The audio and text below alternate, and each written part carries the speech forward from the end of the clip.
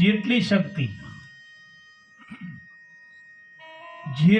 શક્તિ ભા દાતા વડીલો બેઠા છે ને એટલે દાતાનો એક પ્રસંગ કહું કે આજના યુવાનોને તો ખબર જ નહીં.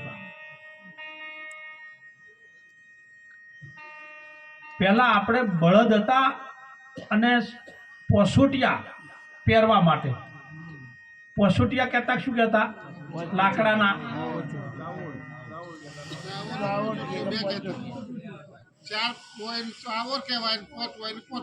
પોસોટિયો કહેતા ને એમને શું હોય બારગવીએ બોલી બદલે હું બાર સીટેથી આવું બારગવીએ બોલી બદલે તરવર બદલે ઝાખા બુઢાપામાં કેસ ના બદલે લખણ ના જાય બહાર ગયું થાય એટલે બોલી બદલાઈ જાય. એટલે પહેલા આપણે પોસોટિયા હતા.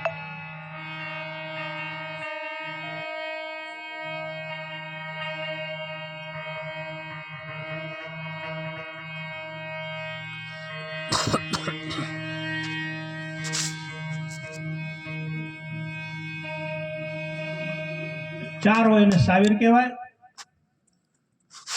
પોસો એને પોસોટીઓ કહેવાય.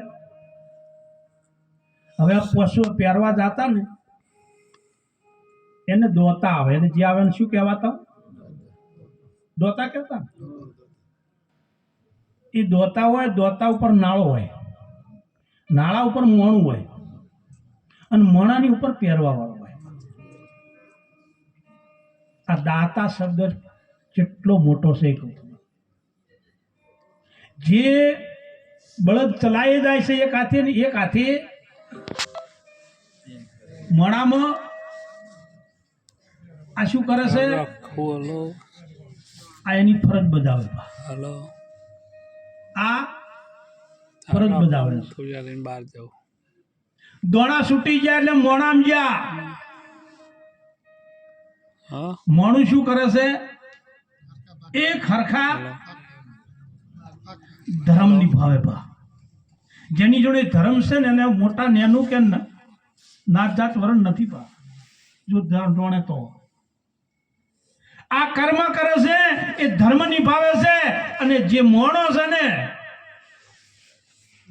ઉયણો શું કોઈ એને લાકડાનો નાયો એ નાયો છે ને એ પરમારથી કાર્ય કરી ગયો. કર્મ કરો ધર્મ આવે અને ધર્મને જો જોડશો ને તો આવા પરમારથી કાર્ય એ નાયાથી થાય. અને જાય તો દોતે દાતા એ તો જાય. અને દાતા છે ને એ પછી એવો સોટાડે ને કે એને કહણું આવે ને ઓનું નામ છે દાતા. હળવો પડે કે ઊંધો પડે પા, હવાર હોય કે હોજ હોય, રાત હોય કે બપોરી હોય, પણ બાયડું ખખડાવે ને એટલે એવો ખડાવે ને કે એને કહણું આવે ને કોને કહેવાય દાતા. ભણતા તો ટ્રેક્ટર આવ્યો, ટ્રેક્ટર વાળો રાજુડી ને સંતાડી ટેપ વાગતું હોય ને પહેરતા હોય તો પછી કહણે રાજુડી સંતાડી જીવન આવે શું આવે. આ હું મજાક માટે નહીં બોલતો, તમે જે કાર્ય કરો છો ને એમાં ધર્મ ભેળો રાખો પા. એક દીકરો કે દીકરી લગ્ન કરતા ને તો પીઠી ચોળતા, પીઠી બેની ચોળતી. ગૌરે મગની પીઠડી અને મોયરાય રે સંપાન તિલ મોણરાય સોળો ભરત. એ શા માટે સોળતા હતા? ધોળો થવા નહીં ભાઈ, ધોળો થવા નહીં, પણ જે મહિમા છે ને એનો રંગ દીકરાને ચડાવતો હતો. બેટા આવો પ્રસંગ ચાલી રહ્યો છે અને તારા વિવાહ થઈ ગયા છે, આ પરિવાર આખો તારા પાછળ છે. અને એ હેતથી વિવાહ થતા પા. અત્યારે તો હગું નાચ્યું હોય, વિવાહની વાત છોડો, હગું નાચ્યું હોય અને બુલેટ લઈને ઓટા મારે આમાં કોઈનો દોષ નહીં બા. જનની જણે તો ત્રણ જણજે ભક્ત દાતા કે એ માં જનની જણે તો ત્રણ જણજે ભક્ત દાતા કે સૂર નહીતર રેજીમાં વાજણી મત ગુમાવીશ તારું. ભક્તને જન્મ આપજે, દાતારને આપજે, કો તો સુરવીરને આપજે, બાકી તારું જીવન બગાડતી નહીં. પણ જનની બિચારી ક્યાં કરે, પથ્થર પડ્યા પેટ, એક પથ્થરને ચંદન ચડે ને રોડિયા રવડે. મારી બહેનો, મારી માતાઓ, યુવાન દીકરીઓને હાથ જોડીને ખાસ સલાહ આપું તમને, માનશો તો તમારા જીવનમાં પરિવર્તન આવશે. અને બાળકને કેવું બનાવવું ને માના હાથની વાત છે, પુરુષના હાથની વાત નથી બાપ. હાલો, ગોદમાં બાળક હોય, 3 માસ થયા હોય, ચોથા મહિનેથી 7 મહિના, આ 4 મહિના બાળકની પ્રકૃતિ ઘડાય છે. ચોથા મહિનેથી 7 મહિના, આ 4 મહિના બાળકની પ્રકૃતિ ઘડાય છે.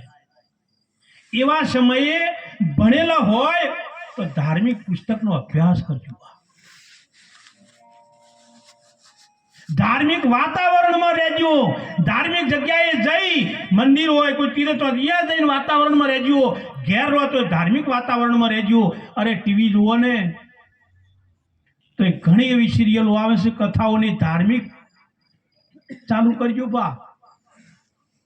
ટીવીમાં ધાર્મિક સિરિયલ જોજો તો જન્મનાર બાળક ભક્ત દાતા કે સુરવીર થાય ને.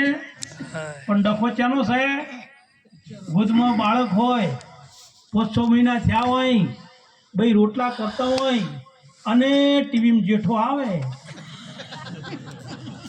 તમારો જેઠો હોય. હવે ટીવીમાં જેઠો આવે અને જે જેઠા જોવે અહીંયા પછી શું જન્મે બાઘા કોઈ બીજું પા. પચોથી ભક્ત દાતા સુરવીર લાબા. માના હાથની વાત છે. એક માની ગોદમાં, આમાં ઘણી માતાઓ બેઠી છે ને હાલે છે, માની ગોદમાં બાળક હોય ને, ખાટું તીખું ના ખાતા કે મારા બાળકને તકલીફ થાય છે. અને અત્યારે તો ગોદમાં બાળક હોય અને ઊભી પકોડીઓ ખાતી હોય ભા. પછી અહીંયા શિવાજી ના જન્મે, જોની વોકરના ભોણિયા જન્મે.